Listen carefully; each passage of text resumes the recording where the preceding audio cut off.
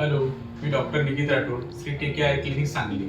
आज आपण ह्या व्हिडिओमध्ये मोतीबिंदू संदर्भात संपूर्णतः माहिती घेणार आहोत. नेमका मोतीबिंदू हा कुठल्या कारणामुळे होतो, मोतीबिंदू नेमकं काय आहे, मोतीबिंदू कुठल्या प्रकारची लक्षणे आढळून येतात आणि त्यामध्ये आपल्याला ट्रीटमेंट कशा पद्धतीची करता येईल हे आपण या सगळ्या व्हिडिओमध्ये बघणार आहोत. तर तत्पूर्वी मोतीबिंदूकडे वळण्यापूर्वी आपण डोळ्याची रचना ही काय असते ह्याबद्दल संपूर्ण माहिती घेऊन त्यानंतर आपण मोतीबिंदूबद्दल जाणून घेऊ. तर आपण आता डोळ्याची रचना कशी असते हे बघून घेऊया.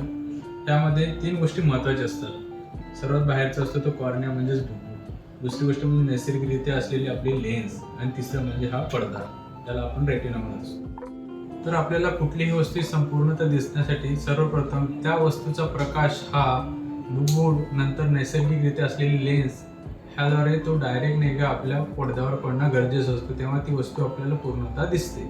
जर ह्या नैसर्गिकरित्या असलेली लेन्स किंवा बुब्बुळाची पारदर्शकता नष्ट झाली तर हा प्रकाश जो आहे एखाद्या वस्तूपासून येणारा तो पडद्यावर पडणार नाही, त्यामुळे जी वस्तू आपल्याला पूर्णतः स्पष्ट दिसणार नाही.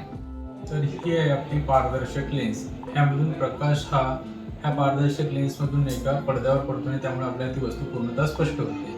जर ह्यामध्ये काही अडथळा आला म्हणजेच ह्या लेन्सची जर पारदर्शकता नष्ट झाली म्हणजे तो अपारदर्शक झाला म्हणजे त्यामध्ये काहीतरी व्यवधान आलं, तो म्हणजेच आपला मोतीबिंदू.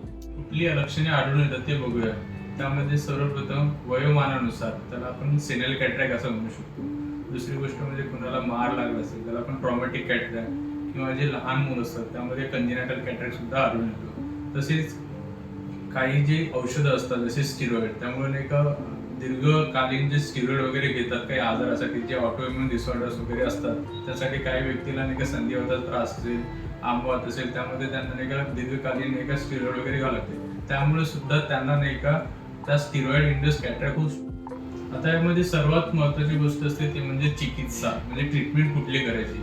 बऱ्याच लोकांना गैरसमज असतो की मोतीबिंदू झाला की त्यांना ड्रॉप वगैरे दिले तर मोतीबिंदू कमी होतो का, असं पेशंट बऱ्याचदा विचारतात. पण ड्रॉप दिल्याने मोतीबिंदू हा रिव्हर्स होत नाही, तो प्रोग्रेस होत राहतो. तो ड्रॉप्समुळे कमी होत नाही. ह्याला उपाय म्हणजे शस्त्रक्रियाच असते.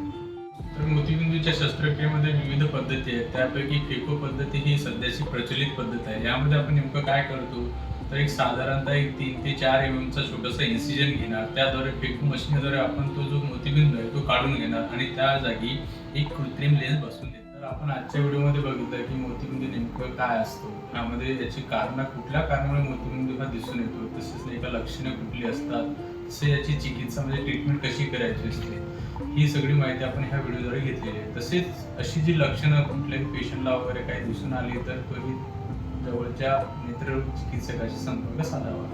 थँक्यू.